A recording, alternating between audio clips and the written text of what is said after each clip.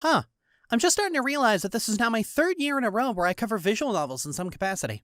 Well, for those of you who are asking, I guess now you have an ETA. Anyway, with my wife's move to Canada in less than a month, I've been slipping further and further into a pit of depression and hypersomnia, as the withdrawal from being without her has started to make itself immediately present. As such, the thought of returning to doing animation critique has filled me with an eerie sense of dread that I'm determined to ward off by any means necessary, no matter how much my viewership plummets as a result. So I've been taking increasing excursions into itch.io while I slowly wear down the time until my wife's landing in Canada, and I circle back around to playing the rest of NomNomNami's games. And just like the first time, Nami's games are like a weighted blanket. Cozy, warm, and delightfully heavy. Several months ago, I did a video on Bad End Teater, which ended up morphing into a video on several of her games. And one thing I regret was the ramshackle nature I did it in. So we're going to do it again, but properly this time, as I cover every one of her games in the order of release. Well, almost every one of them. Nami has 2 games that have been delisted in recent years, and her FAQ has politely asked people not to play them, and I don't think you can claim to admire someone's work and talent and then proceed to disrespect their wishes like that. She also has many games she's made with a group called Moonlight Jammers, and they're fine games, but they're not of the same style or themes as her solo developed games. Now, I'll just be covering these games listed on her site's games page in this exact order,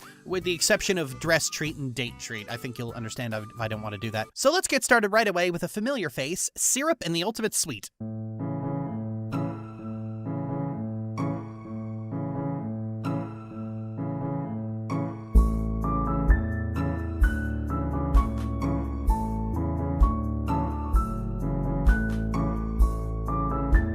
Syrup and the Ultimate Sweet is the first game in her... what's the game version of filmography? Ludography, got it. It was made for a game jam, and it's about a reclusive alchemist named Syrup. Syrup is like if Willy Wonka went on estrogen and got really into grunge. She's an antisocial STEM lord who resents witches for not appreciating science. Syrup's shop, Atelier Sweets, is actually the main attraction for the town they live in. While witches can make candy themselves, Syrup's taste the best because witch magic leaves residue all over the candy. Syrup works the shop with her best friend Pastille, who actually runs the place and minds the counter, Syrup being too antisocial to actually handle customers herself. But as the years have gone by, Pastille has grown worried about Syrup's inability to make friends, especially given that Syrup is so scornful of witches that Pastille has had to hide the fact that he's a witch because Syrup is that important to him. So Pastille secretly crafts a sentient golem made entirely of candy found in Syrup's lab. Syrup walks in one morning to find the candy girl there and is immediately alarmed because how the fuck did she get in here? The candy girl then does the sensible, level-headed thing of immediately demanding Syrup eat her. Please put me in your mouth. I'm full of corn syrup. What a wonderful start to this relationship. The candy girl, later named Gumdrop, has a singular mission: to get along with Syrup, a mission she pursues with admirable gusto. Pastille crafted Gumdrop specifically to make friends with Syrup and made her a cute girl because, as we later learn, that's Syrup's type, so she'd have an edge at melting Syrup's frosty heart. A side note, due to a combination of factors, I can't tell if Syrup's aloe or just a workaholic. Nami doesn't really hesitate on direct language in this regard, so I guess we'll find out at some point. The game then follows the story about Syrup trying to craft what's called the Ultimate Sweet, a dessert so perfect that it will make you cry just by tasting it. Syrup has made plans to make it for Pastille at some point, but because one of the ingredients, frosted creamilla, requires a witch to locate, she eventually dropped the idea because she's too proud and stubborn to work with a witch. The game is fundamentally about Syrup defrosting her icy heart and allowing people into her life. A lot of her bitterness and prickly nature comes from a place of self-protection. Even her distaste for witches comes down largely to the fact that she thinks science is better. Though being the only human in a town full of witches and viewed as a novelty probably doesn't help things. And one witch in particular, Butterscotch, has been actively antagonizing her, trying to steal her secrets. The game has 10 endings, 5 of which are good endings, where Syrup primarily bonds with a different member of the cast. Though if she bonds with nobody and then sells the Ultimate Sweet to the Chocolate Brothers, she gets vastly rich. In Gumdrop's ending, Syrup spends the majority of her time with Gumdrop and eventually learns that Gumdrop was made specifically for her by Pastille. They have a heart-to-heart about whether or not Gumdrop's affection for Syrup is real, but Gumdrop finds that Syrup is a genuinely kind soul. This ending comes about from treating Gumdrop with kindness despite finding her presence alarming. Pretty much any harm or cruelty coming to Gumdrop locks it off instantly. It ends with the two of them traveling to see the world to strengthen their bond. They literally dress up and travel. Gumdrop's ending is my favorite because Syrup and Gumdrop are my favorite characters, but it's also just extremely sweet and vulnerable. It shows a side of that the sequel really expands on.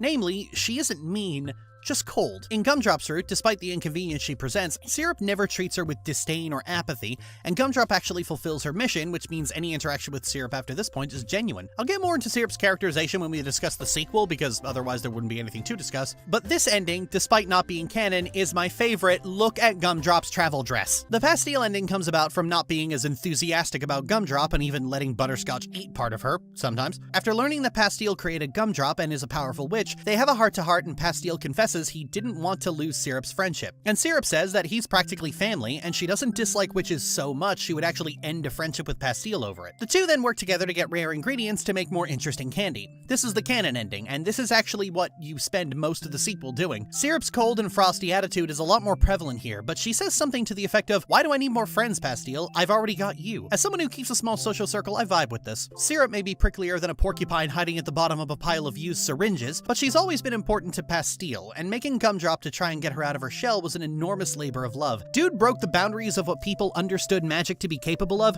just because he loves his bro. Syrup does the same thing, finally stomaching her distaste for witches to make the ultimate sweet for her friend. Syrup's ending comes about from bonding with nobody and doing the bare minimum with everyone, and then not watching the crystal ball at the end. Here, Syrup sells the ultimate sweet to the Chocolate Brothers, goes into business, and becomes vastly rich. It even suggests that Syrup's lack of personal attachments was a benefit to becoming unfathomably wealthy, which is odd given the theme of the game. You'd expect this to be a bad ending. Except Syrup is still cordial with people, she just doesn't deepen her bond with any of the characters. The actual bad endings involve Syrup doing things that are just straight up irrational, things that put herself in danger or even just make no damn sense, all for the sake of pushing people away. In her ending, she doesn't push anyone away or pull them closer. The bad endings mostly involve Pastille becoming disgusted with her apathy and leaving. Leaving Gumdrop with butterscotch to be eaten will do it, as Pastille leaves, refuses to come back, and then Syrup goes out of business. In another case, she hires Toffee to help, and then they and Butterscotch take the business over and she skips town. In this one, she actively calls Pastille's actions a betrayal, which speaks volumes about Syrup's cold attitude in the first place. She keeps people away so they won't hurt her, and when she pushes them away, she rationalizes it with, well, they were gonna hurt me anyway. Probably the most brutal end is the Candible end, which involves Syrup, you guessed it, eating Gumdrop. Pastille is disgusted and leaves, and Syrup neglects the shop while eating the golem. In a rather sad twist of fate, while she's being eaten, she asks Syrup if they're friends, to which Syrup says, "Who cares, you're not going to exist soon anyway."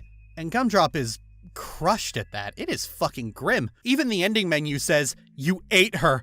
I can't believe you actually ate her." It takes a special level of cruel to do something like this to Gumdrop of all people, a character who is eternally friendly and kind and loves you just because she thinks you're cool. There is a worst end where Syrup's needless cruelty straight up kills her, but I think Candible might actually be the worst. All of the bad endings speak to something very important. Cruelty takes effort. You have to go out of your way to be callous with people, often to no benefit. The level of needless and irrational cruelty that happens in these endings is fitting for how badly they end up turning out for Syrup, because at the end of the day, you only really hurt yourself. Syrup either dies or goes out of business while everyone else just moves on. At the end of the day, it's a lot more beneficial and a lot easier to be kind, or at the very least, to not be cruel. Cruelty and abuse are choices people make, willingly, and with full knowledge of their actions. The motivation behind them may be different, but the direct and intentional malice is always present.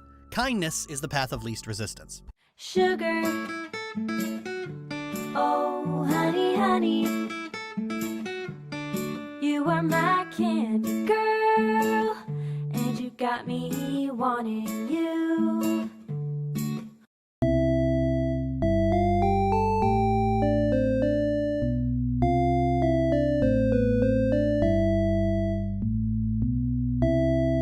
Wolf Treat is a bit of an oddball here. It's not so much a game on its own, it's a series of episodic adventures that have been steadily releasing for the last 10 years, all packaged into one big series. At time of writing, it is still incomplete, the 8th episode having only 2 of its 3 parts out, and I'm not certain if it's supposed to have an end in sight. It seems like one of those things that Nami just keeps working on in between other projects. Anyway, the story centers around Treat, a soft-spoken and shy wolf who is the titular lonely wolf. She runs away from her pack and moves into the cabin next to a racist rabbit village who abhor canines of any kind, fearing that they'll be dangerous. And over the course of the story, she befriends and starts an interracial polycule with Moxie, the tricky fox, and Mochi, the "are you fucking kidding me?" Lonely Wolf Treat has 2 separate tracks running through it, the first being Nami's usual fare of people being kind to one another and finding belonging among those they love. In this case, it directly talks about polyamory, and in particular, the cultural expectations toward relationships. Treat comes from a wolf pack that is fixated on monogamy and finding your soulmate. She ran away because she's polyamorous, and the thought of being tied down to a single person her entire life makes her anxious. Treat's story deals rather directly with the shame of going against what is expected of a wolf, often believing herself to be disgusting for harboring feelings toward more than one person. This has led Treat to become quiet, shy, and rather soft-spoken. It's actually ludicrous that people think she's a dangerous predator because she can barely speak above a whisper and blushes and faints if you look at her the wrong way. I gotta say, Treat is portrayed very differently here and in subsequent appearances than she is in Syrup and the Ultimate Sweet. It's like night and day with these two. In fact, Lonely Wolf Treat was the game made immediately after Syrup, so it's like she looked at Treat and went not ooh-woo enough, and now Treat absolutely reeks massive ooh-woo. The overall theme of the game has a lot to do with preconceived notions. Treat runs away from her pack because of preconceived notions about what it means to be a wolf. She deals with issues from the rabbits over preconceived notions about what wolves do. Preconceived notions of what wolves and foxes are is what defines most of Mochi's conflict, as she experiences pushback for her relationship with two canines. Whether it's family drama, bigotry from strangers, or shame, this is the driving theme of the story. And in some cases, it does this really well. Treat's self-loathing over being polyamorous and coming to accept herself for who she is and eventually come out to her family are really good. And to that end, Dreaming Treat is the best chapter of the bunch. But it's when the story starts getting into animal racism that it shows its cracks. First of all, animal metaphors for racism are... well, they don't have a great track record. Although Treat doesn't really dive off the deep end like a lot of other stories like this do, Treat and Moxie get subjected to racism, and Mochi by proxy being in a relationship with them as well, but the effect is that the characters lamenting the situation and growing closer to each other as a result. In particular, it has a strong effect on Treat. She's already left her pack over feeling like she's wrong in some way, and so being psychologically bombarded with assertions that she's going to hurt Mochi just adds to her self-loathing. Mochi's life changes drastically as a result of becoming friends with Treat, to the point that she's even forced to leave her home. So as bad things continue happening to Mochi as an indirect result of being around Treat, Treat continues to internalize all of this and thinks of herself as evil. You can't be around people who do nothing but put you down without internalizing a lot of it. It doesn't matter to Treat that the real instigator of this entire conflict was Mochi's cousin. Things were fine, Treat came into town, things stopped being fine is the series of events as Treat understands it. All of this gets piled onto Treat's already existent self-loathing over her polyamory, and so falling in love with Mochi and Moxie at the same time gets fed through that horrid feedback loop of, "You're hurting Mochi. You're a disappointment. You're disgusting." It's a very real depiction of the way abuse compounds on each other and makes each one exponentially worse. It's no wonder Treat barely says a word and blushes at the slightest compliment. It's no wonder she considers Mochi literally too good to confess to. Now Moxie, on the other hand, the actual state of animal folk racism isn't a problem that really gets solved. The characters just end up having to deal with it. Its source is elaborated on as three idiot humans tried to write a big book of lore trying to explain the dynamic between humans, witches, and animal folk, but it ended up spreading a lot of racist misconceptions about everyone. I actually think it's funny because most of Nami's games take place in a shared universe that has approximately zero lore at all. About the only thing that's ever explained is the different branches of magic using anime warrior school logic, but everything else is just as the story demands. Animal folk are simultaneously sovereign citizens, pets for humans, and familiars for witches. There's humanoid animals that are different from feral animals, but also not. Humans and witches are the same race, except when they're not, but that might also just be Syrup's opinion. Gumdrop was technically born yesterday, but is also an adult with a career, but is also not when it's funny. Pastille spends months building a sentient golem, implying it was a difficult labor of love, but then later it's suggested that it's so unprecedented that Pastille might be a fucking demigod. Some people like to eat meat, but animals are sentient, so where's the meat coming from? Well, nowhere, so don't worry about it, but also maybe the witches cursed an entire species to not be able to take humanoid form to make people look the other way at their Soylent Green factory. It's clear Nami doesn't really get caught up in the idea of consistent lore and freely changes things on a whim to suit the story she's currently writing, which, by the way, I deeply respect. So there being a whole plotline about three people trying to make a wiki out of this universe and it being so bafflingly wrong it sparked bigotry is kind of funny. But a solution any of this doesn't present itself. Ultimately, Treat, Mochi, and Moxie end up leaving their home and heading for greener, frostier pastures. It's all just a stop on the road to more lonely wolf Treat, which I guess you could say matches up to real life. This is something people have to deal with in their day-to-day life, and not everyone responds to it by picking up a hammer and sickle and joining the revolution. And I can respect that. All in all, it's a good game, and I'm looking forward to the epilogue. I'm on the hunt, I'm after you. Mouth is a liar, tastes like wine, and I'm hungry like a wolf.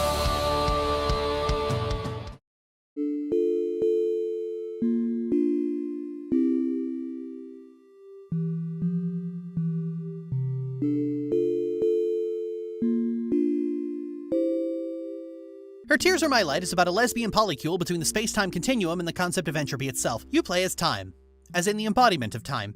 Characterized here as a lady with hipster glasses, and she starts at the very beginning of time. A long time ago, actually never, and also now. Everything's dark and she starts thinking, there should be something here. I'm going to find it. And then she finds another girl crying in the middle of a big bang. Who is she? Is it God? Has God been a little ooh-woo schmo bean this whole time? Fuck, I'd follow that religion. Actually, no, this is space. as in all of it. Time introduces herself and mysteriously already knows who Space is. How confusing for the both of them. Remember this, it's going to be on the test. Time says she came from the start, and Space deduces that this must now be the middle. Oh, I wonder what the end will look like. Space explains that when she cries, she makes little stars, seeding life into the universe. Time explains that she can move forwards and backwards in time, and this is where the game does something pretty cute. Ren'Py games always let you rewind dialogue by re-rolling the mouse wheel, and, well, this game turns that into a mechanic. It lets time travel backwards in time to achieve the most optimal results. This is important because actually finishing the story involves utilizing this and restarting the game multiple times. That suddenly answers the question as to why Time instantly knew Space's name. Accepting this as a completely unquestionable fact of the universe, Space and Time decide to stay together for eternity, and so neither of them will ever have to be alone again and wander off into the darkness to cry more stars for the universe. But then it suddenly gets dark, and Space is gone. Rewinding time, it turns out a dark, shadowy figure phases right through Space and erases her from existence. This is Nil, and she is the heat death of the universe. She locks time in place and prevents her from moving back farther than Space's death, and so instead, time restarts the life cycle of the entire universe. As you do. She inevitably finds Space again, and this time tries to keep Space safe from Nil, but Nil still catches them anyway, pleading with Time to stay. Time tries again, only for Nil to grow more and more angry. This time, Space has been warned and questions why Nil looks like her, but Nil argues that she is the original. Eventually, after enough resetting, Nil will finally explain herself. She is Space. She's Space after Space's light has gone out, but also before Space's light was even there. She's the void. Nothingness. She exists outside of time, and so remembers every time time rewinds time to before time and follows time to stop time rewinding time. Everybody got that? Nil existed just as herself. She was nothing. Forget this. I want to be something. Go somewhere. Do something. I want things to change. I want to invent time and space. And so Nil became Space, sowing light and life all over the universe. And that was when Time showed up. Time and Space were happy for eternity with just each other, but then Space's light faded and she fell outside of time. And so Time kept rewinding to be with that light again, over and over, finding a new space each time, while Nil kept wasting away in the void, waiting for Time to find her again. But Time never did, because she can only exist inside time and Nil is outside time and away from time. Everybody got that? Time always chooses Space's light over Nil's darkness, and Nil's heart breaks a little more each time. Time finally understands and apologizes for how she treated Nil, and agrees to stay here in the void with her for eternity. Look at her. Isn't she so happy? The title screen is now the void. From there you can start again, but Nil begs Time not to leave. Time leaves anyway. Gonna be honest, that's a dick move, Time. This time, Time tells Space all about Nil, and Space makes Nil leave. Nil is just too brokenhearted to try anymore, and so leaves, and Time and Space spend eternity together. But still, Time feels like something is missing. And so she resets again and again and again to demonstrate the unbreakable cycle of entropy. And not that I'm an idiot who couldn't figure out the correct route and kept accidentally getting the Nil ending multiple times. Anyway, eventually Time figured out that she should find Nil before finding Space, and confesses to loving both of them. Both Space's fleeting light and Nil's eternal darkness. She and Nil go off to find Space together, and now the title screen is of a beautiful mixture of light and darkness and perfect harmony. Then in the extras menu you can play with all kinds of settings and in cute little polycule scenes. Now for the eternal question. Is this allegorical? Who cares? In all honesty, though, it's probably among the shortest. I think it's just utterly delightful. It has some of Nami's most beautiful artwork. It explores a small-scale story on a cosmic stage, literally. It toys with the idea that love can survive the very end of existence itself, and a large part of the story involves the protagonist realizing she's hurt someone she loves dearly and trying to fix that. It's also just rare to see polyamorous love in a video game. In fact, just off of memory, this and Lonely Wolf Tree are the only ones that do. Oftentimes, polyamory is used in games as just a convenience feature for players who don't like having to pick one waifu over the other, such as wanting to romance every character without any of them getting jealous. This and Lonely Wolf Tree are the only games I'm aware of that tackle the idea of loving two people equally. I think a lot of polyamorous people have this very strange feeling when they first realize they're capable of feeling this way about multiple people, as it breaks down a lot of things that we've accepted as fact from the moment of our birth. Ideas of monogamy and soulmates are reinforced from birth as objective fact, and they all get shattered when you realize you're poly. So I feel very seen by this game and Treat. And between this and Treat, I think I like Her Tears Were My Light slightly better in this regard. It deals with the realization of polyamory in its most raw form, without the crushing weight of societal expectation. And I think we need more stories to deal with love on its most primal psychological level. Yes, it's true. I love you.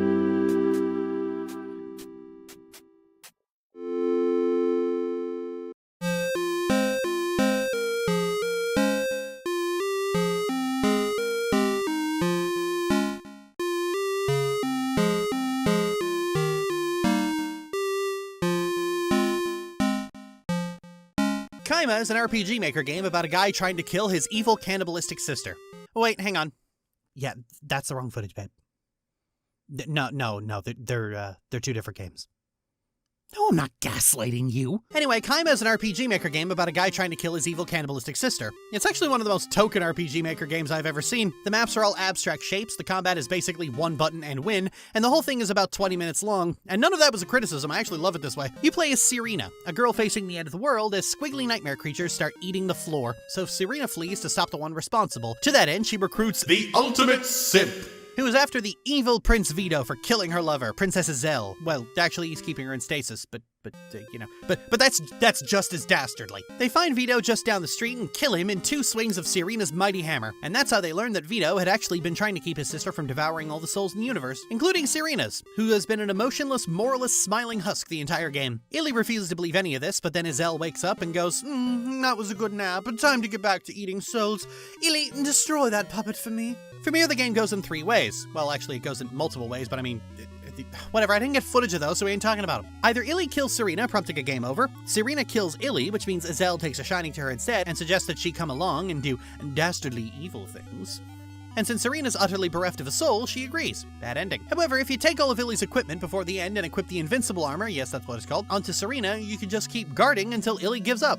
Once she does, she has to accept that the Zell she loved is gone, and the two of you team up and free the lost souls and then kill Zell, restoring the world to the way it was and giving Serena her soul back. Nah, I like to think she and Illy lived happily ever after. And that's it. It's a very quick story about souls, love, grief, and killing your toxic ex, and also their evil sibling for good measure. It's oddly grim for a Nami game, though it does eventually have a happy ending, but outside of End Teater, I don't think there's another game Nami's made that is this grim. War concerns the fate of the world like this. Closest I can think of is Astra's Garden, but that's not really grim, it's just really sad and touches on a very uncomfortable subject matter. Oh, but that's not a complaint, I liked it, but I have very little to say about it. It offers some sour to Nami's usual sweet, and it does have 5 endings, only 2 of which I recorded, and it's certainly interesting to play a character who is functionally amoral and concerned only with self-preservation due to being a soulless husk of a body. She's like running on the brain's base instinct of preservation at any cost. This means outside of a single decision, Serena chooses her own survival first and foremost. She will bumble her way into serving either the heroes or the villains if it means she remains alive, and I find that's something we don't see with characters a whole lot. Very good, you should check it out. I've no more fucks to give, my fucks have runneth dry. I've tried to go fuck shopping, but there's no fucks left to buy. I've no more fucks to give, though more fucks I've tried to get. I'm over my fuck budget and I'm now in fucking debt.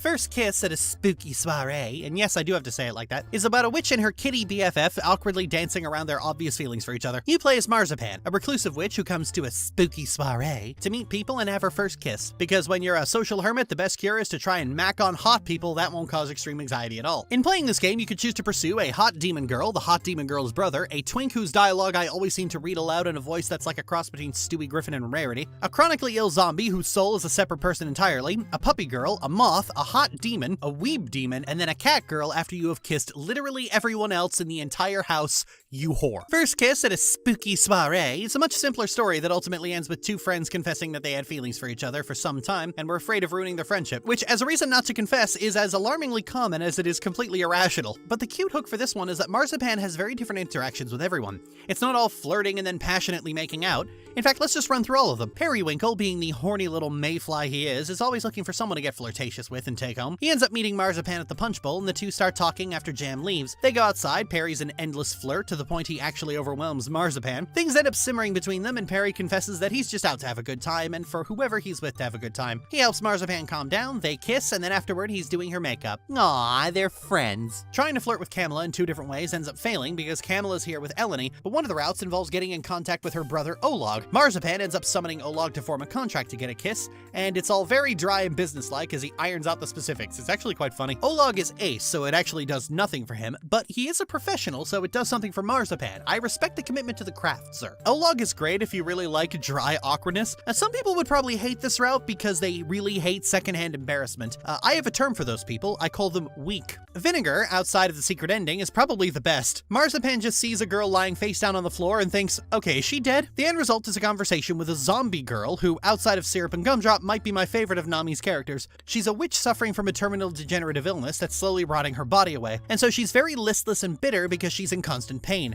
At first she's very snappish to Marzipan, but relaxes when she realizes she was only trying to help. In getting Vinegar a soda, you encounter a ghost who is actually half of Vinegar's soul. So follow me on this. Vinegar decided to escape the limitations of her rotting, dying body by extracting her soul. But because she didn't have another body to put it in, she had to split it in half. This means Vinegar is now two distinct people, a literal split personality. You have the zombie half, miserable and grouchy from her illness, and the ghost half, who is a lot more upbeat and chipper, but who can't do anything she normally likes because she's incorporeal. Interactions with Vinegar involve convincing the two of them to fuse back together, where they seemingly create a single person. But in another piece of candy, Nami's weekly webcomic, Vinegar is shown to still be two people. Vinegar has so far not had her own game. She just appears in other games, where as a character she's fascinating. Not only is she literally rotting, which in terms of chronic illness is just utterly fucking nightmarish. Like, is your brain rotting too? Are you gonna develop necrotic dementia? But she's also split her soul in half into two distinct people, and like, they talk and interact with each other, and each one holds the other in contempt. An actual self-inflicted split personality that is its own unique character. Also, as we'll find out in a later game, soul extraction is actually really fucking difficult, and leaving half of herself behind was completely intentional. How powerful is Vinegar? Her illness feeds off magic, so if she casts too many spells, she'll die, but like, that is a scarily powerful lady. Oh my god, CD, are you just taking this chance to gush about Vinegar? No, kinda. The rest aren't exactly all that interesting. I guess it comes down to personal taste. Strudel, the dog girl, drags Marzipan out to the graveyard to find a bone and then licks her face. Poffin, the princess of the moths, will... Basil is a squirrely little demon who is absolutely obsessed with the Namiverse version of Sailor Moon, and by random chance he and Marzipan bond over liking the same garbage anime. I'm gonna be honest, Basil appears in multiple games and the webcomic, and I just don't like him, like at all. Chervil you can only access after doing the Basil ending, and it turns out that he was just trying to pawn you off onto his brother. Rude, man. But Marzipan thinks he's handsome, and so she just lets it go. Lastly is Jam, the BFF Marzipan went to the party with. If you take the route to Periwinkle, and then don't go through with talking to him, Marzipan will go through multiple characters at the Punch Bowl, all of whom assume that she and Jam were already dating. After a number of dead ends, Marzipan decides to leave, and she and Jam have a heart-to-heart before deciding to kiss, and they're actually dating now. The Jam ending is only available after you get every other ending, and in Starry Flowers it's revealed to have been the canon ending, because of course it is. Why wouldn't it be? They're big cute, and it's the only one that ends in an actual relationship. Love that for them.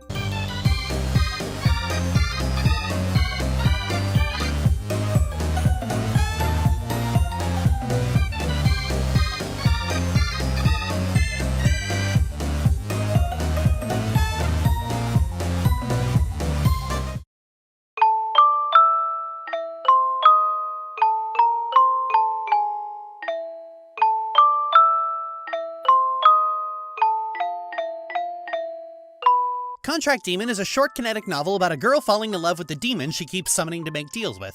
As you do. Meet Kamala, a contract demon from the Netherworld. Her job involves being summoned by mortals to fulfill deals for them in exchange for a small piece of their soul. Like if the gig economy got all condensed into a single app so your food delivery, Uber driver, and the local sex worker were all hired in one convenient place. Over time, as they make more deals, their soul becomes increasingly corrupted, and when they die, they're reborn as a demon in the Netherworld. Kamala has most of her time monopolized by Eleni, a self-proclaimed angel of the heavens who keeps summoning her because she thinks demons are cool. So Eleni is clearly the angelic equivalent of a massive weeb. Eleni as a character is kind of a mixed bag. On the one hand, she's very pushy and socially deaf, often making demands of Kamala or just aggressively muscling her way into her life. And if you're someone who has had a history with pushy, boundary-ignoring people, then Eleni would likely be an extreme pass. But at the same time, she is genuine, enthusiastic, and sincere, and it's clear that Kamala likes her as she spends most of the game agonizing over the thought of a real relationship with her. The problem is that professionally, a relationship, platonic or romantic, with Eleni is extremely ethically dubious, as she is literally draining the life force from her with each summon, and according to Kamala at least, demons don't date in the first place. Of course, Kamala is attached to Eleni. That becomes clear as you play through even just a little bit of the game, and read through the companion comic, Another Piece of Candy. Kamala and Eleni feature in many different comics, and in each one, Kamala is simultaneously embarrassed and eager to be in Eleni's company. She's actually really cute here, you know, she's like a big flustered lesbian who loves her embarrassing girlfriend. Her favorite things include Eleni, unfortunately. Ugh, Eleni's so pushy and doesn't understand boundaries and gets in everyone's faces to ask about demons. Why do you put up with her?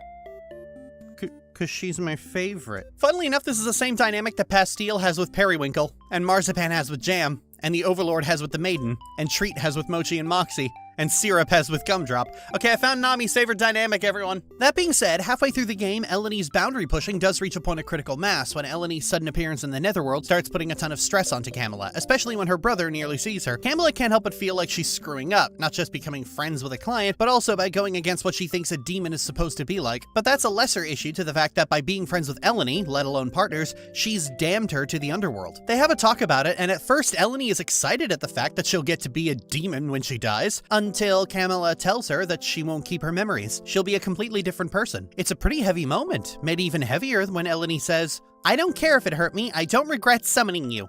She's big cute. You know, despite her hyperactive squirrel brain, Eleni's actually a lot more understanding and accommodating than she lets on, which is what really fucks with Kamala. Even when they get the contract issue resolved, Kamala is still skittish about the idea of a romantic relationship because, and I quote, demons don't do romance. Or at least they don't normally do romance. Funnily enough, the demons seem to have taboo reversed. Sex is a casual, no-issue thing, but when Mazal finds out that Kamala and Eleni held hands, oh, that's when she knows things have gotten serious. Sex? I mean, yeah, that's normal, but hand-holding, you decadent pervert. Like, haha, funny meme, but I actually vibe with it. As for someone for whom sex is far less significant than a cuddle, I actually feel very seen by these two. In the end, Kamala and Eleni become a couple, and it's honestly just one of the sweetest moments in the entire series. Contract Demon is a kind of companion to the later released Starry Flowers, where a casual relationship turns into a genuinely romantic one. It's just that Starry Flowers is about boys and very long, while Contract Demon is about girls and a lot shorter. Tastes tend to vary, but I actually like Contract Demon more because I've long believed brevity is the soul of wit, and this game has a very sharp wit. Bad little girl, that's what you're acting like. You don't really sound that you're that kind of girl. And if you are, why do you want to hang out with me?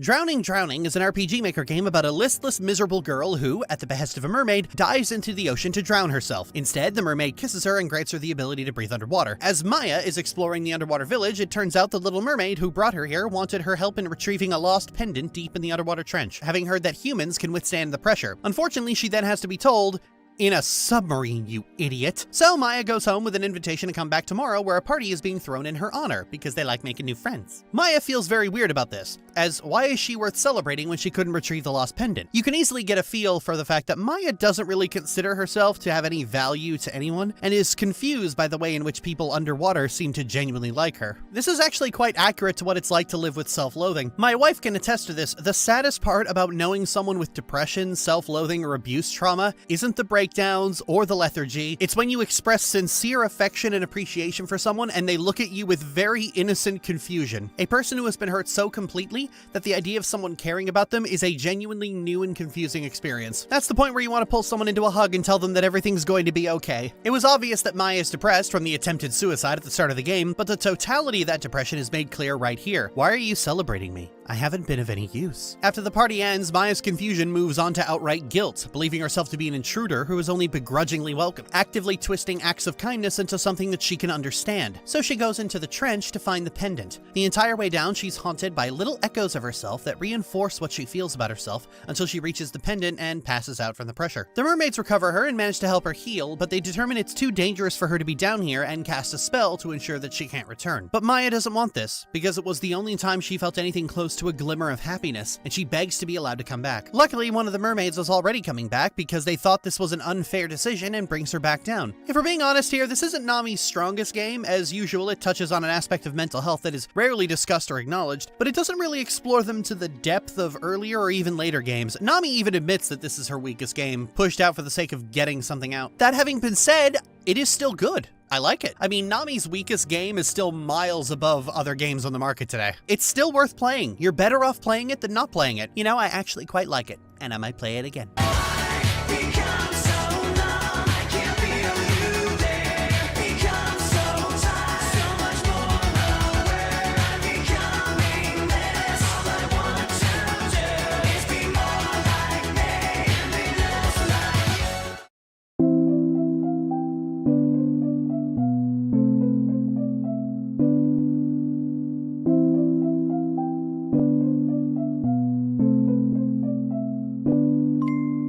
I actually regret being so mean to Starry Flowers the first time, especially after playing all these games and having a much kinder opinion of Periwinkle. Anyway, Starry Flowers stars Periwinkle, first seen in First Kiss at a spooky soiree, having picked up a blushy city kitten at Atelier Suites. You all remember Pastille, right? Syrup's manager and BFF/surrogate brother. He and Perry have a nice night out together where we learn that Pastille has been completely living without magic for the last several years. And as we learn in Pastille's ending of Syrup in the Ultimate Suite, this was entirely because Syrup had a disdain for magic. I think there's something interesting in there in that it tells us exactly how important Syrup is to him that he'd do something like this. It helps that Syrup makes it clear in his ending that she's more upset that Pastille was too scared to be himself because of the shit she says about witches. It's implied that these two have been close-knit for way longer than the shop's been open, so everything about their friendship is at times a little heartbreaking, but always comes around to being touching. Oh my god, CD, why are you talking about Pastirup in the Parastille game? Don't do that. Don't say Pastirup like it's a ship. Anyway, I bring this up because Pastille and Periwinkle's relationship has to work around Pastille's deep friendship with Syrup. In the second Syrup game, Pastille says as much as he's having a hard time balancing two people that he's completely and utterly devoted to. Anyway, Pastille and Periwinkle's relationship starts off very casual and very sexually charged. I actually quite like this aspect of Nami's writing. Her characters are shown to have sex, but it's just a normal aspect of their life. Video games have historically had a very juvenile attitude towards sex. Often when games include sex, it's displayed front and center with all the glee and cringeworthiness of a 12-year-old finding dad's Playboys. And it makes sense why games that put fucking front and center are made, first and foremost, for people who don't fuck IRL, so they don't know how to present it other than for the fucking to get more and more deranged. Periwinkle is a horny little bastard, but it's such a casual part of his personality. For him, sex is secondary to the hunt, as it were, as he finds a new person to flirt with and make them squirm. It's part of why he gets so attached to Pastille, as Pastille is so fun to tease. Periwinkle has a very playful approach to sex and sexuality, which I feel is the important part of writing sexuality into a story. What is each character's relationship with sex itself? In Nami's work, you have people who are very casual about sex, characters who are anxious, who are shy, characters who are straight up ace, characters who would punch you if you tried to hug them even if they profess to love you. The variety on display for each individual character is quite expansive. Anyway, as Periwinkle is regaling Astragalus with how adorable Pastille is, it's becoming clear that Perry is falling in love, which is quite unusual for him. He flitters about from one conquest to the next, only occasionally having second dates and never becoming anything more than friends with benefits. But Pastille is sticking in his head more than anyone else, even more than Cassia, the lead character from Charm Studies, who is like if hot chocolate with cinnamon and marshmallows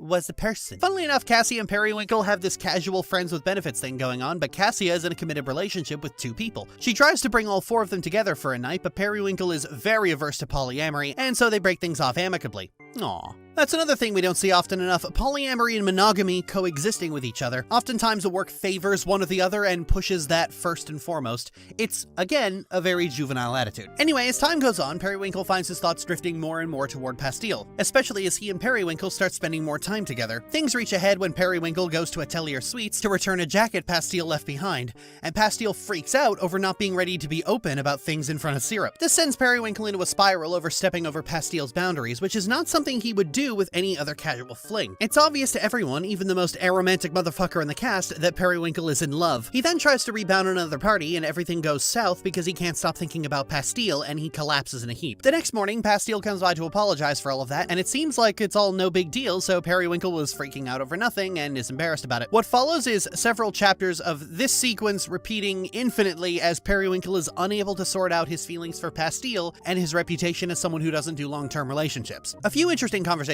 come from this. Pastille and Periwinkle discuss gender stuff since they're both mask-presenting but enjoy femme dressing. Pastille is actually intersex and transmasculine and enjoys feminine clothes. Wow, Pastille really looked at gender and said yes. Later on, they actually discuss Gumdrop, as while Pastille doesn't necessarily regret making her, he does regret that she's stuck in a candy body with all the limitations therein. Pastille had no idea that Gumdrop's emotions would be real, that she'd be completely sapient and aware. Golems in this universe usually aren't sapient at all, they're just automatons, but because Pastille is so powerful, he inadvertently created a soul. This is interesting that it gets brought up here, as this very issue forms a significant portion of the plot of Syrup 2, which actually runs concurrently with Starry Flowers. Unfortunately, my previous complaint about this game does still ring true. A lot of scenes and dialogue are padded like a menstruating fire hose. Conversations that would be trim and tidy in one game are blown into verbose ordeals as Periwinkle wrings every last ounce of dialogue out of every possible conversation, and his internal monologue takes up large portions of the screen. The game bills itself itself is a slow burn, and unfortunately what that usually means is a lot of pussyfooting around as Periwinkle comes up with every excuse possible, up to and including accidentally creating a love potion to avoid accepting that he's fallen in love with Pastille. None of this is helped by the fact that it's a kinetic novel, so there's no dialogue choices, no gameplay, and no branching paths to engage your brain. It's not the longest or even the most unnecessarily padded visual novel I've ever played. I mean, just earlier this month I had to record footage of Decay, and that has this same problem, but like 20 times worse. And arguably Syrup 2 is longer in sheer length as well, but the thing about both of those is all the monologuing is broken up by gameplay. And this is the important part, the verbosity of this game often comes from the sheer repetition. Periwinkle will explain and re-explain things multiple times, often to multiple characters, and then to the player in his internal monologue, and then half of his conversations with Pastille are ironing out every last possible boundary, interest, and kink, like a really polite pickup artist with crippling OCD. This isn't really the game's fault. I mean, it's billed as a slow burn, and slow burns by design tend to be overly long and verbose because there's only so long a love story can get naturally before an author has to artificially insert roadblocks by making characters unable to just accept their feelings and do something about it. Love stories tend to come in multiple phases: incitement, denial, confession, and romance, and slow burn stories will often simply extend the denial phase long past the point of being reasonable. This is a consequence of a media landscape that favors will they won't they as a hook to keep people watching long-running TV shows and reading long-running comics. And the kicker is, raw length doesn't really factor in because no matter how short it is, you can always tell when a story is running in circles to extend that denial phase. Everyone's got a different taste for this. Some people live for that shit. They want the slowest possible burn imaginable. They want to get 350,000 words deep into a story, and the characters are only just starting to accept that they have feelings for each other. But speaking for myself, edging has never really been a kink of mine. I live for the quickie. I beat my wife off so fast our sex tape has any % in the title. In between all the waffling though is a lot of really good character work as Pastille and Periwinkle just talk about normal everyday couple stuff. I think my favorite is a very brief conversation where Pastille discusses his relationship with Syrup, as he's opening up a lot of frustrations with Syrup's bitter personality. Given that not only do Periwinkle and Syrup get introduced in the sequel, but also conspire to do something really nice for Pastille and bond over it, I've gained a new appreciation for this moment in particular. Pastille is so worried about giving Periwinkle a bad impression of Syrup, but all it takes is seeing how much effort and love Syrup puts into actions over words, and now they're friends. It's quite noticeable growth from this game, where Periwinkle actively keeps away from most people, only engaging in casual flings, and a sign for that is extremely reclusive. He does all this after an extremely harmful and painful relationship in his teenage years left him with intimacy issues. Oh wow, I've been there, dude, it sucks. With all my complaining about the verbosity of this game, that ending is absolutely adorable. Some of the best confession and couple dialogue in any of these games. I could be a real bitch about the second act, but by the end of the game, I was smiling and giggling like an idiot. The first time I played this game was the first time I'd been introduced to these characters at all, but you are supposed to play these games in release order, and my appreciation for it has vastly improved with how Periwinkle slots into the larger group. Both Periwinkle and Pastille start out with secondary roles in other people's games, but them and their nascent personalities get built on here. That being said, Starry Flowers remains the most difficult to recommend on its own. Drowning may be technically a weaker story, but it's also short. If you played Syrup and Spooky Soiree and enjoyed Pastille and Periwinkle, then you'll adore this, because it's more of them and gets very extensively into the weeds about them. Verbosity aside, I actually quite like it. There are a lot of really good games out there that are difficult to recommend because you need to fit a certain criteria to really appreciate it. It's just that if you don't like visual novels, Nami's games are usually still extremely good. But if you don't like visual novels, Starry Flowers is everything you don't like about visual novels. You look so pretty in pink against the starry night sky. Without you my heart would sink, so I am telling you why.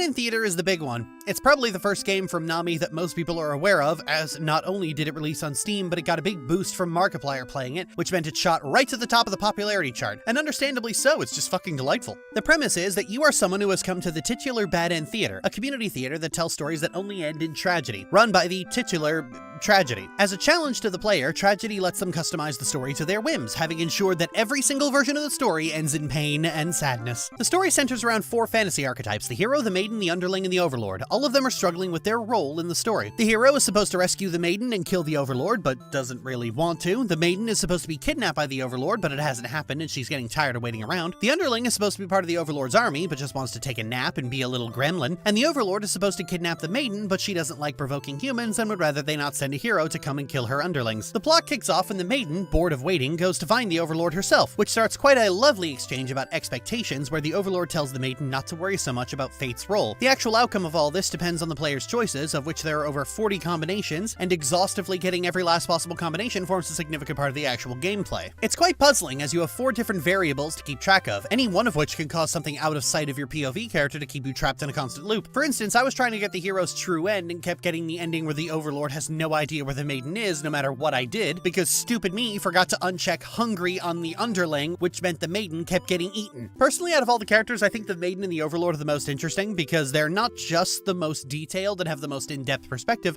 they relate directly to the themes of the story. Once you find the true end for every character, you can jump right into the final stage to get a true good ending. But upon finding every ending for each character, you'll see a letter drop down. Getting all 4 paints a picture of why Tragedy opened the theater in the first place. Tragedy had a lover who would rewrite her bad endings into happy endings, but unfortunately they were separated by their homophobic village. Tragedy opened the theater in order to make others, in the words of the song,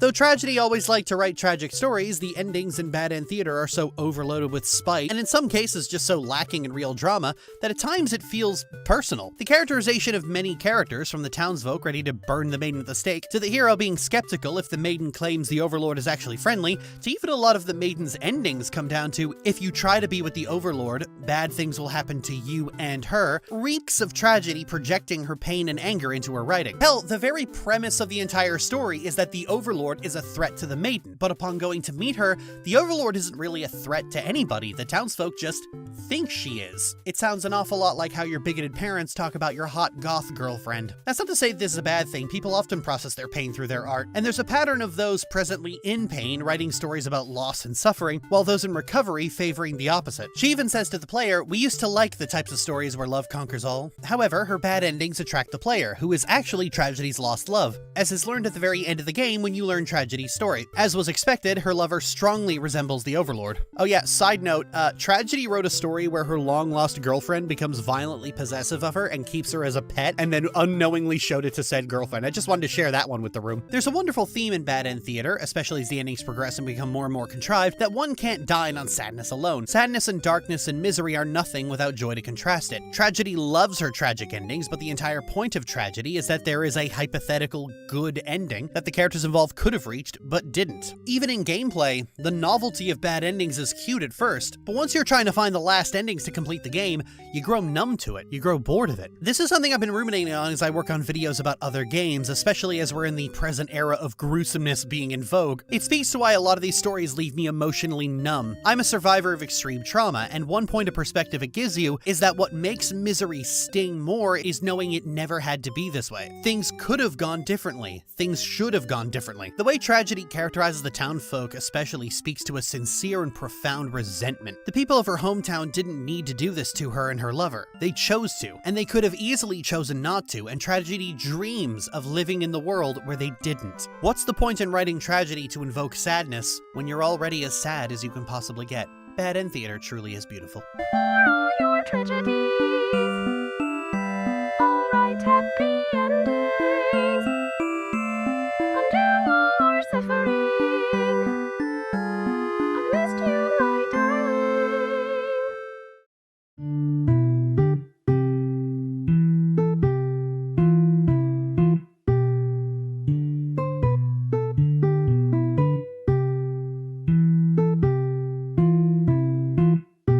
Astra's Garden is a game about Astra Gallus, an herbalist who runs a shop selling plant-based medicines. The game cycles between a chill-out loop of tapping customers to make money and spending that money on seeds to grow into new plants. This cycle's used to advance the plot, as each new story beat requires a certain number of each plant made. The story itself is actually extremely heavy, as Astra deals with the recurring arcs of multiple characters. First, there's her brother, stopping by to give her more money and throwing up increasing red flags each time. Then there's Astra's mother, who calls up asking for her children to come visit her, even though they've all been avoiding each other for years. Then you have Periwinkle, who is here as an overworked and underpaid model looking for sleep aids. And lastly, you have Vinegar, a 16-year-old girl who is currently dying of a degenerative disorder that directly calls comparisons to ALS and Alzheimer's. Oh yeah, did I mention this game gets heavy? Because it gets fucking heavy. All of the individual stories tie into each other. Cass's story carries a lot of red flags of suicide in his first few appearances, such as giving away his entire life savings to his sister, and then later in his story it turns out he's not planning suicide, he's already committed it. Cass had come down with undeath, a chronic disease that slowly rots your body over time. It's a painful and miserable disease that strips almost any and all will to live from the people who have it. There's a category of disease in the real world that not only have a 100% mortality rate, but they kill their victims extremely slowly, and all their loved ones can do is watch them wither away. Any and all treatment is entirely focused on delaying the inevitable. Munchmeyer disease, amyotrophic lateral sclerosis, Alzheimer's, Tay-Sachs disease, childhood dementia. Yes, childhood dementia is a thing. I could go on and make you increasingly depressed each time. If you get these diseases, it is going to kill you. Slowly, painfully, and miserably. They're among the most nightmarish things that could ever happen to a person, especially ones that affect the brain. All treatment can really do is slow it down and make you live longer. But for a lot of the people who suffer from these diseases, it's a miserable way to live. That is what affected Cass, as after a while, he simply stopped taking his medicine and allowed his disease to kill him. His sister, and indeed the rest of his family, were severely impacted by not just his death, but what they perceive was him giving up. How could he do this to us, several characters say. Astra only really confronts this when she meets Vinegar, a teenager who is also suffering from the same illness. She makes her medicine in order to stave off the disease, but the problem is that Vinegar doesn't feel any better. At one point, she brings up the fact that because of the medicine, she can't even have a soda without feeling sick. Astra tells her that it's unhealthy for her anyway, but Vinegar responds that it's her favorite drink. It's understated because Vinegar's 16 at this point, but the entire point of living is to enjoy life's little pleasures. There's entire films and games about living life to the fullest and enjoying everything you possibly can. But in Vinegar's case,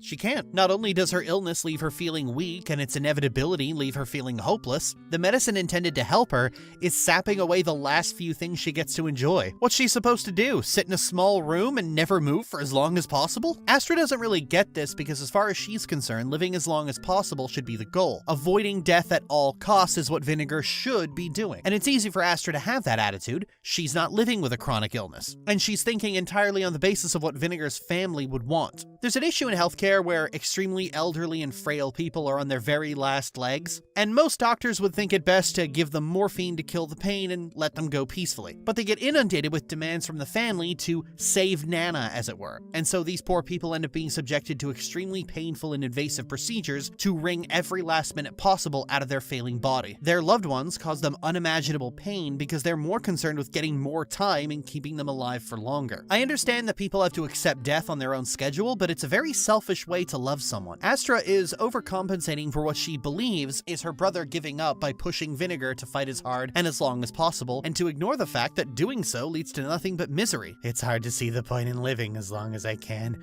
when I know every second of it's gonna be excruciating. Vinegar, you can't think like that. Could you stop telling me what to do?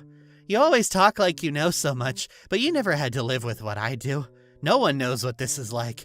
You can't even imagine. You feel sorry for me, but it's not actually your problem. It's only been a couple of months, but my skin's already falling off the bone in some places. That's what I have to look forward to when I get up every morning. If I can even get up at all. Don't give up. Yeah, more like good luck with your suffering. Thanks, I really needed to hear that. You're trying to help me, I know, but expecting so much out of me only makes me feel worse. I apologize for my terrible Vinegar voice. This is an especially difficult thing for people to accept because no matter which way you try to explain it, it's one of those things that just always feels incorrect. It feels like giving up.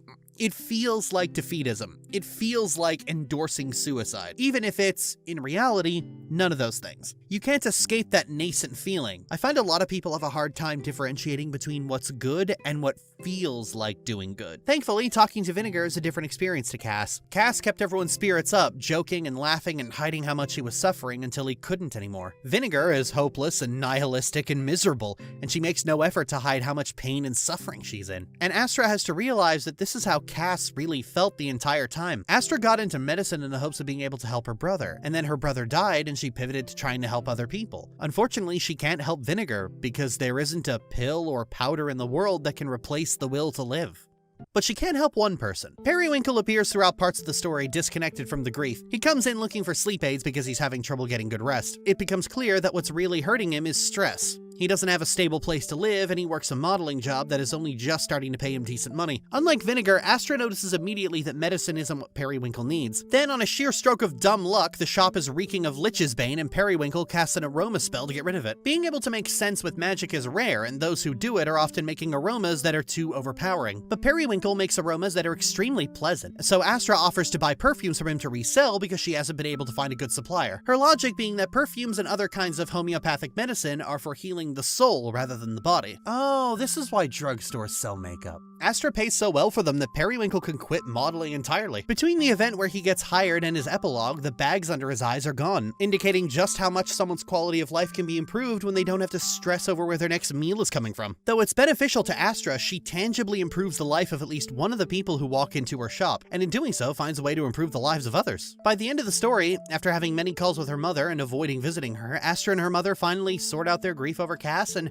Astra ends the story by going home for the holidays. Astra's garden does not pull its punches on chronic illness and quality of life, and it even manages to approach the emotionally raw subject of how a chronically ill person's loved ones can often create more stress than the illness itself. It's like when a suicidal person is told that suicide is selfish because of what it does to their loved ones. You're telling someone who already hates themselves and their life that they're selfish, which is like trying to douse a fire with gasoline. Vinegar makes the point better than anyone can. Astra's not the one who has to live with it, she is. At first glance, Periwinkle feels like he stands out, as he's completely disconnected from everything else. Cass, the calls with Astra's mother, and Vinegar all cover the same story, but Periwinkle is what dots the I's and crosses the T's of that story by discussing healing the soul and the importance of quality of life. He shows up in a state of abject misery, and he and Astra both end the story smiling. He also adds a certain degree of levity that keeps the game from getting too crushingly bleak and sad, which helps that sadness really sink in and be more effective. Astra's garden is wonderful. It's one that makes me seriously reconsider what I'd call Nami's best game, because it's just that good. It's also probably one of the heaviest games I've ever played because it deals with some very uncomfortable material that many people quite justifiably don't want to deal with or think about. It's a story that is going to make you weep like a baby, and at the end, though Astra's happy and moving into a better stage of her life, you, the player, are going to be left with something very harsh to think about. Heartaches, heartaches, my loving you meant only heartaches. Your kiss was such a sacred thing to me. I can't believe it's just a burning memory.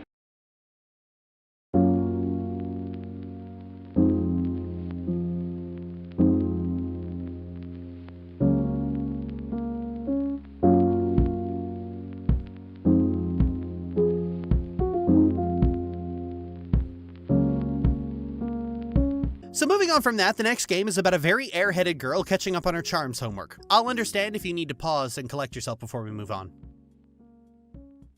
Alright, ready? Let's go. Charm Studies is about Cassia, a rather lackluster witch student who is at risk of not being able to graduate with her friends because she struggles with charms class. So she's paid another student, Senna, to teach her. And the reason she struggles with charms is immediately apparent. They take the form of Picross puzzles where you have to draw the charm symbol. Now, I'd never done Picross before playing this game, and I had no idea how to do it, so I was in a uniquely similar situation as Cassia, as looking at this thing confused me to high hell and back. But it didn't take long to get to grips with how to read the grid and how the puzzle actually worked. I am now completely addicted to Picross and fucked up my sleep schedule playing just one more puzzle for 9 hours straight. This shit's worse than Civilization. The story's pretty good.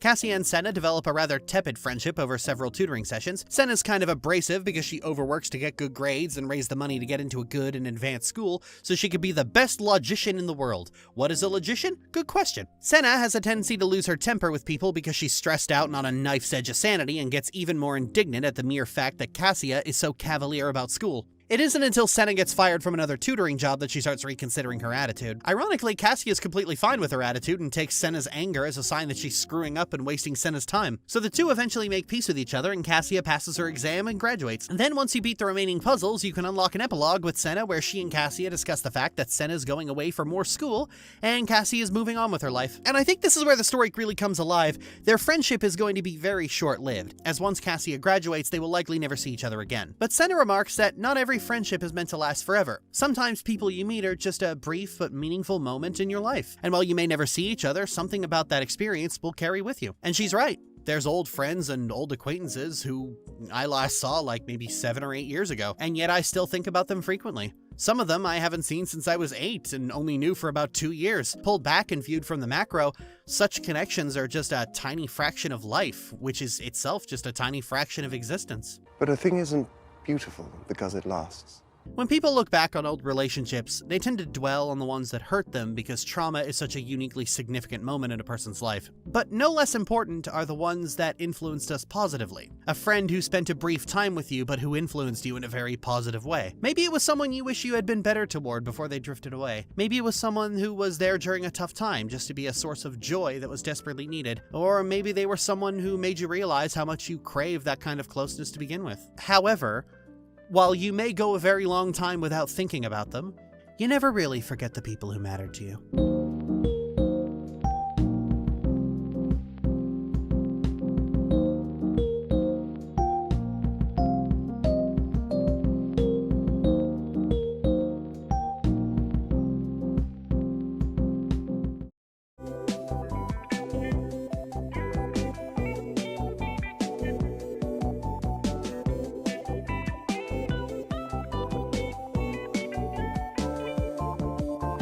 Sex Advice Succubus is a game about giving people sex advice and being a succubus. You play as Q-Min, a succubus who runs a business where clients pay to have 2-hour chats with her for advice to improve their sex life. And over the course of the game, you can get different endings depending on the client's comfort level and the exact advice you give them. Based on the dialogue options available, I assume there's endings for minimum comfort and completely inappropriate behavior, but I'm not entirely certain because I'm not touching that with a 10-foot pole. The first client is Ghostly Chloe, a ghost who has a living girlfriend who is coming to visit her in the netherworld, and they are trying to figure out how they can be intimate when Chloe can't actually make contact with anything solid. The solution Q-Min eventually comes up with being a special vibrator that responds to a ghost presence. Girl, your problem was already solved so long ago that capitalism's already gotten to it. Well, that was easy. On to the second one. The second session is with Oh, it's Basil, isn't it? Anyway, Basil is an incubus who is pathologically obsessed with some magical girl series to the point of cosplaying as the lead character. Basil's actually appeared in several other games and another piece of candy. Some people really like Basil.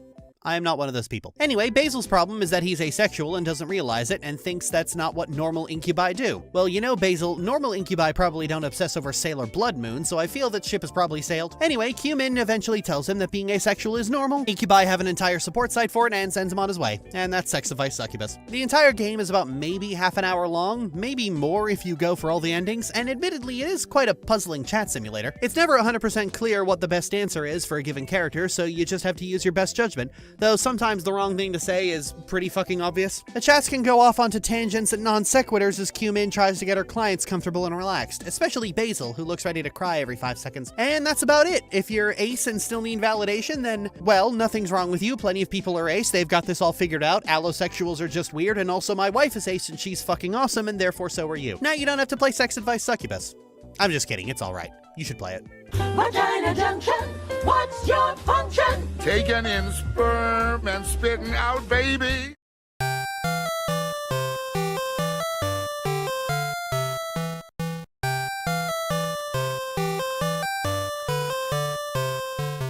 Princess Poffin and the Spider Invasion is a very short 10-minute game on the Game Boy where you play as Poffin, the moth princess from Spooky Soiree. A spider has invaded the attic and strewn webs everywhere, and it's up to Poffin to clear the webs and find the spider. Along the way, she'll learn her brother has a spider fetish, and that moths are apparently unable to determine when a spider is hiding in plain sight. After catching the spider, it turns out she just covets the moonlight, and so Poffin comes to a diplomatic solution to allow the spider into this corner of the attic so she can have all the moonlight she wants. And thus a new ally is made. And that's it. It's a short, sweet Game Boy game about being diplomatic. And who am I? I'm a fly on the wall, a fly who's seen it all.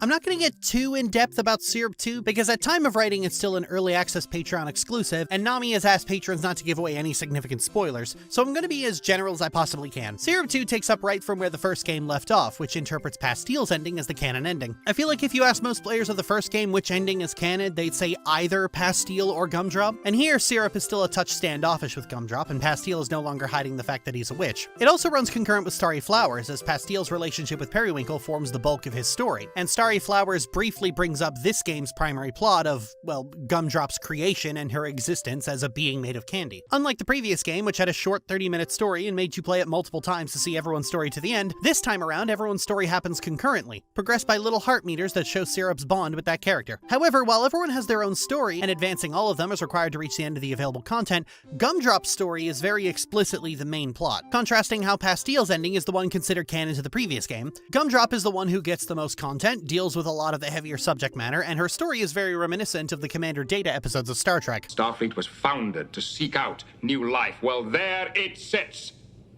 Given that Syrup and Gumdrop are my favorite characters from Nami, the main plot being about them and their bond is literal Christmas in May for old CD here. Actually, the best comparison is to Astra's Garden. It actually feels written closely like that. In Astra's Garden, Cassava, Astra's mother, and Vinegar all kind of intertwine with each other to form the bulk of the main plot. In Syrup 2, that's Syrup's solo story, Gumdrop and Pastile. In Astra's Garden, Periwinkle's story is only tangentially related and is much needed levity from how heavy the rest of the game is, and that's generally how Butterscotch and Toffee's stories play out. They don't really interact with the main plot very often unless you bring them to areas where the main plot happens and then they offer commentary. They overlap with the main plot to a small degree, mostly just offering perspective after the fact, but for the most part they're doing their own thing. This is actually really good, as if everyone was involved in the main plot, then it would quickly get way too heavy. Just like in the first game, Syrup is the most unique and enjoyable character Nami has. She's got this relentless, aloof, cool girl image, wallpapering a sort of social ineptitude to the level of Johnny Depp's Willy Wonka. Syrup is also the lead character of Another Piece of Candy, and there she's practically cranked up to 11, bordering on somewhere between flustered nutcase and supervillain waiting to happen. But in Syrup 2, Syrup's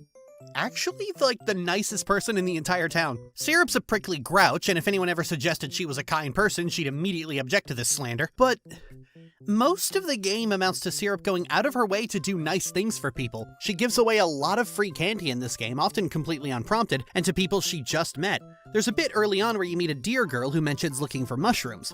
Apropos of nothing, Syrup gets the idea to make mushroom-shaped marshmallows, which she then gives to the deer girl completely unprompted. She does this multiple times. Multiple other times, people approach her wanting to request completely brand new candy for their partners for a special occasion. Syrup comes up with the recipes, perfectly fitting the recipients on the spot, and in all but one case does it free of charge. Hey, I wanted to give my girlfriend some special candy that has symbolic meaning, but I have no idea. I already had the idea, here it is, I am a fucking genius. Syrup is a generous, kind, thoughtful, and loving person, but her personality is of this bitter, jaded misanthrope who hates being around people. Syrup is more about actions than about words. Trying not to spoil, Syrup will balk at the idea of letting Gumdrop hug her or referring to her as her friend to her face, but will then promise to do something that is, quite literally, completely fucking impossible and which no person in this universe has ever managed to achieve completely off the cuff, like she's offering to grab someone a drink at the shop. Syrup seemingly can't stop herself from being the most thoughtful and kind-hearted person in the entire cast, but it's all coded in this very unapproachable persona, which I find interesting because from the perspective of a player, people tend to ignore a character's kindness if they aren't also presenting themselves as nice along with it. Maybe at best they'll call them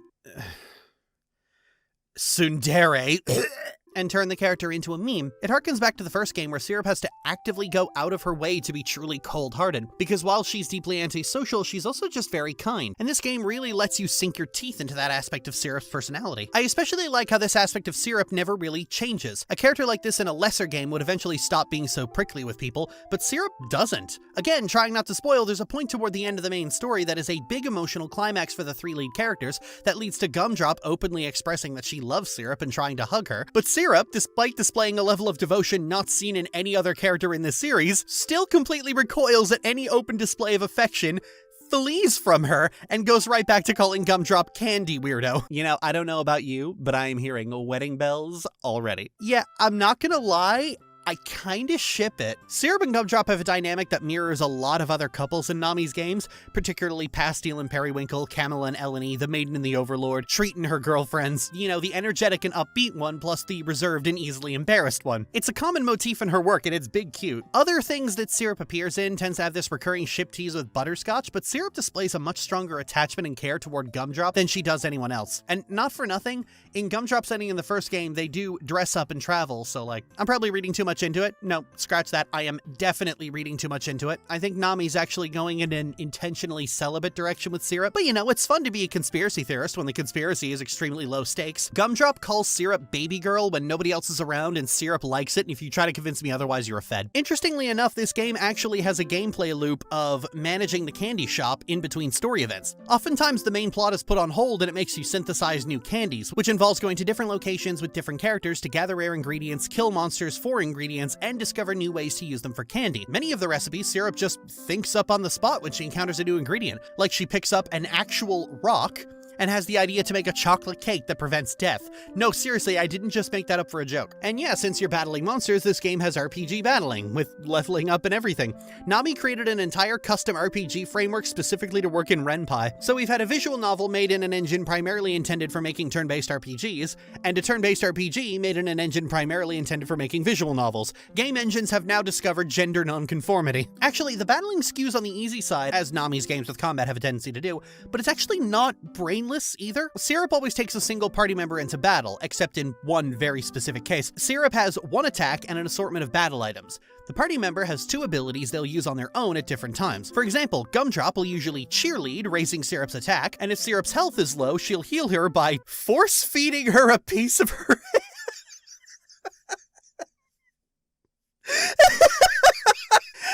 It could have been anything. It could have been just giving it to her. You can make Gumdrop's hair as a healing item, but no, it's explicitly shoving it in her mouth. I was not okay for like 10 minutes when I first saw that. So you just have to attack and occasionally use an item. Hell, if you're feeling lazy, you can craft 50 metastills, which automatically heal you when you take fatal damage and break the game in half. Except some enemies can inflict nauseous on Syrup, preventing her from eating candies. So yeah, it's on the easy side, but it still has a few tricks to keep you on your toes. Actually, if you have Pastille in the party and Syrup takes fatal damage, Pastille will retaliate and deal 999 damage to the enemy.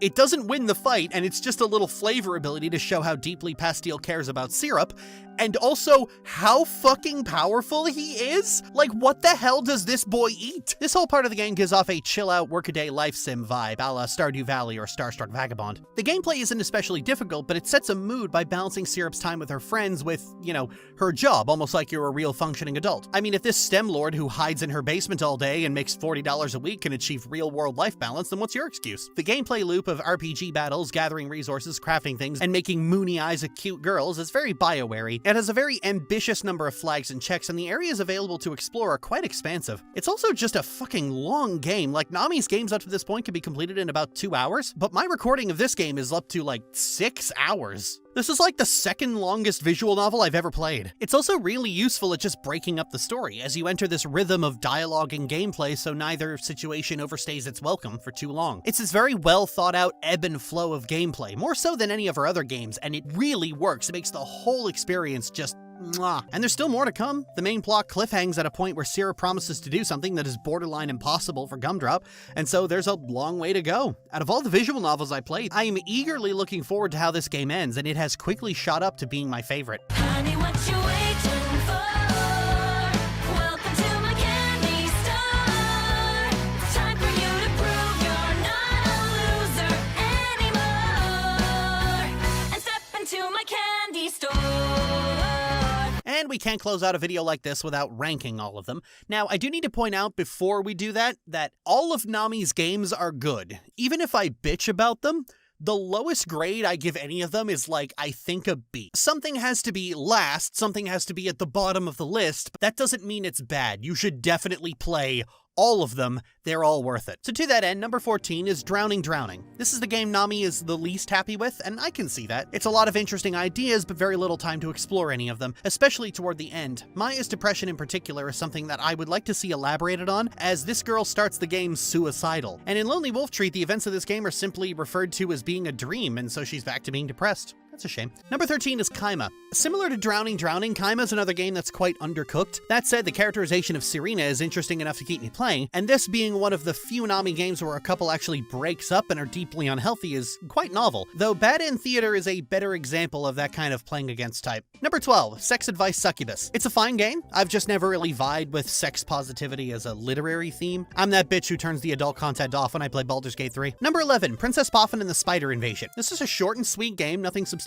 to say about it, but it's a good 10 minutes you weren't going to spend on anything productive anyway. Number 10, First Kiss at a Spooky Soiree. First Kiss was fun to play and I love the canon ending, but I feel this game really lives and dies on whether you like the characters introduced, and for a lot of them I was just kind of lukewarm about. Periwinkle is amazing, Vinegar is an S-tier character, Jam is adorable, and I'm glad they're together, but the rest didn't really blow my socks off. Which one was your favorite? Let me know in the comments. Number 9, Lonely Wolf Treat. I said everything I could about Lonely Wolf Treat in its section, and while I enjoyed it, I just find myself with very little else to say. Sorry, just go play it, it's good. Number 8, Charm Studies. I did not expect to like Picross as much as I did, but between the admittedly quite engaging puzzles and a cute little story about making new friend just before you part ways forever was a good mixture for a solid punch in the heart. Maybe not as meaty of a punch as Astra's Garden, but a punch is a punch and I'm still gonna need that defibrillator. Number 7, Starry Flowers. I've come away with a more positive feeling about Starry Flowers, especially since Syrup 2 and Astra's Garden made me like Periwinkle a lot more. Playing it a second time, it was just a nice, cozy experience, and I'm sorry I was so mean to it before. While my points about how verbose it can be still stands, and I really feel that a kinetic novel is just not a great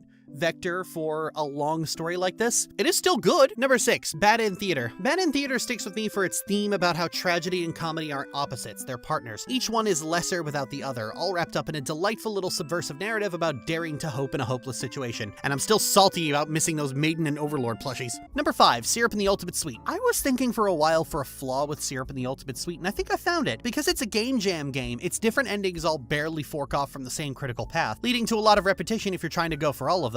That being said, the characterization is still top-notch, and it still introduces my 2 favorite characters from this author, so it's still worth putting up with for me. Number 4, Contract Demon. Contract Demon is just damn good. A short 45-minute story about a girl and her horribly embarrassing girlfriend melting through her cool girl persona to get at the soft, gooey center inside. I wish Eleni and Camilla all the happiness in the world. Number 3, Her Tears Were My Light. The atmosphere and polyamorous themes of Her Tears Were My Light still get me right in the heart. I played it twice more before sitting down for this video, and it still got to me. The music, the beautiful moody artwork, it's all a very simple story that takes a concept so esoteric like space-time continuum polycule and squeezes everything out of it you could reasonably expect, and it's absolutely sublime from start to finish. Number 2, Astra's Garden. The subject matter explored in Astra's Garden and the willingness to come out of a difficult discussion with a non-reassuring answer is what makes this game so good. Honestly, it was only the idle game gameplay that kept it off the number 1 spot. This game had me actually crying toward the end, and when the game was done, I had to just sit there in the dark for a little while processing everything. Number 1, Syrup 2, Candy Alchemist RPG. Syrup 2 is a phenomenally good game in its own right, building off some of Nami's most interesting characters and dealing with a variety of heavy subject matter, all without having to sacrifice in the gameplay department either. As a cozy workaday life simulator, it's probably the best mixture of story and gameplay, where the gameplay isn't an overly complicated mess of recipes and ingredients, and the story is both expertly lean and fascinatingly deep. I wasn't able to discuss the specifics of the story due to the fact that she requested patrons not give too many spoilers, but everything they did with the characters had me hooked from start to finish. Even Butterscotch, and I don't even like Butterscotch. This is, without a doubt, her best game. It is absolutely phenomenal. I'm CD Call. Thanks for watching.